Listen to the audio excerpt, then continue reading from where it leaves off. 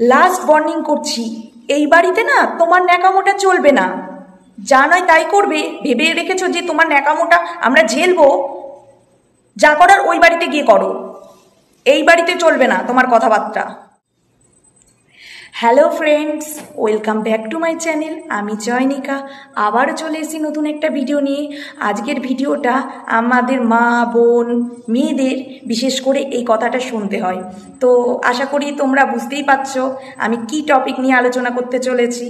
তো ভিডিওটা খুব ইন্টারেস্টিং হতে চলেছে, তো ফুল ভিডিওটা ওয়াচ করো, আশা করি তোমাদের ভালো লাগবে।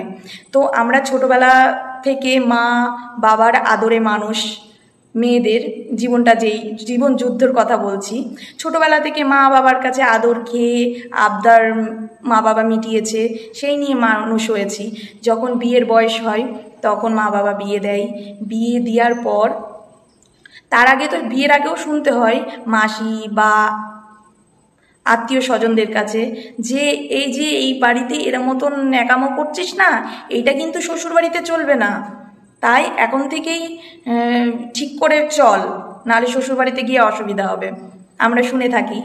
তো তারপরে বিয়ের পর শ্বশুরবাড়িতে গিয়ে আমরা তো কম বেশি, কেউ কম কেউ বেশি, কিছু না কিছু শুনতেই থাকি যে বাপের বাড়িতে কি শিখিয়েছে তোমাকে, তুমি যে এইটা নিয়ে চলছো না, এইটা কিন্তু এই বাড়িতে চলবে না, যা করার বাপের বাড়ি গিয়ে করো। তো এই নিয়েই মেয়েদের জীবন। এক বাড়িতে জন্ম নিলাম, শৈশবটা সেই বাড়িতে কাটলো, নিজের মতন থাকবো, নিজের মতন আনন্দ করব।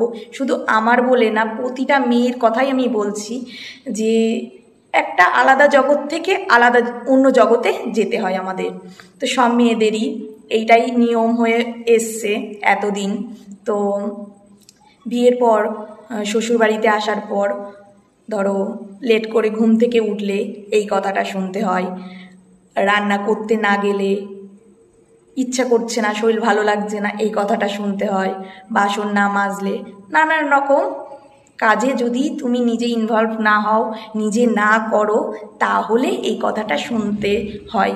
এটা কিন্তু তোমার বাপের বাড়ি নয় যে যা খুশি তুমি এই করবে। তো মেয়েদের জীবন এইভাবেই চলে, সব কথা শুনে। কিন্তু কি বলো তো, যদি তুমি বাপের বাড়ি থেকেই নিজের পায়ে দাঁড়িয়ে যদি কিছু করে থাকো, নিজের মতন করে গুছিয়ে নিতে পারো, চাকরি ব্যবসা যাই হোক, তারপরে গিয়ে যদি বিয়ে করো, তাহলে বেশি শুনতে হবে না, শুনতে তো হবেই কিন্তু খুব কম। নিজে যদি ইনকাম করে থাকো, তাহলে নিজে কাজের লোক রেখে দিলে বা তো সব মেয়েদেরই বলছি যে নিজের পায়ে দাঁড়াতে আগে হবে, তারপরে বিয়ের চিন্তা ভাবনা। আমি যেটা ভুল করেছি সেটা যেন তোমরা ভুল না করো। তো আমি এই কথাগুলো বলছি আমার জন্য প্রযোজ্য নয়, কারণ আমার শ্বশুরবাড়ি খুব ভালো।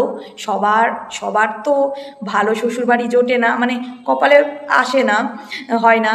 তো আমার শ্বশুরবাড়ির লোক সবাই ভালো, সবাই আমাকে হেল্প করে, কাজে সব কিছুতেই সহযোগিতা করে। কিন্তু বেশিরভাগ মেয়েদের এই কথা শুনি, মানে রাস্তাঘাটে গেলে বা কোনো জায়গায় গেলাম, বলে যে আমার শাশুড়ি এর মতন বলে, আমার শ্বশুরের মতন করে, বা বৃত্তান্ত কাকি জ্যাঠাম, মানে যাবতীয় শাশুড়ির বাড়ি শ্বশুর বাড়ি থেকে তারা এর মতন শোনায়। কিন্তু কি বলতো, একটা মেয়েকে নিজেকে স্বাধীন করতে গেলে ফার্স্ট অফ অল তাকে বাপের বাড়ি থেকে নিজের পায়ে দাঁড়িয়ে তারপরে শ্বশুর বাড়িতে আসতে হবে। আমি এতদিনে তখন বুঝতাম না, যখন বাপের বাড়িতে পড়াশোনা করতাম ভাবতাম থাক, ফাঁকি মারলে কি হয়েছে, যতটা চেষ্টা করতাম শর্টকাটে করতে। তো শর্টকাট করতে গিয়ে এখন বুঝতে পারি যে আমার জায়গাটা আমি এতদিন কি করেছি, নষ্ট করেছি সময়। তো সেইগুলো তো আর সেই দিনগুলো তো ফিরে পাবো না। তো তার জন্যই আজ আমি হাউস ওয়াইফ। কিন্তু প্রতিটা মেয়েদের বলছি, এই যে কত রকম কিছু হয়, মানে মেয়েদের ওপর নির্যাতিত করে শ্বশুরবাড়ির লোক বা নানান রকম করে, ডিটেলসে বললাম না, তোমরা ভালোভাবেই জানো। তো সেইগুলো আটকাতে গেলে একটা মেয়েকে আগে নিজের পায়ে দাঁড়াতে হবে, তারপরে বিয়ে করতে হবে। তো সবার জীবনে বিয়েটা ইম্পর্টেন্ট রয়েছে, তার পাশাপাশি নিজের একটা পায়ে দাঁড়ানোর সেই জায়গাটাও তৈরি করতে হবে, তাহলে সবার কাছে সম্মান পাওয়া যাবে। তো আজকের ভিডিওটা তোমাদের কেমন লাগলো, আশা করি ভালো লেগেছে। তো আজকের মতন টাটা, বাই বাই, নমস্কার।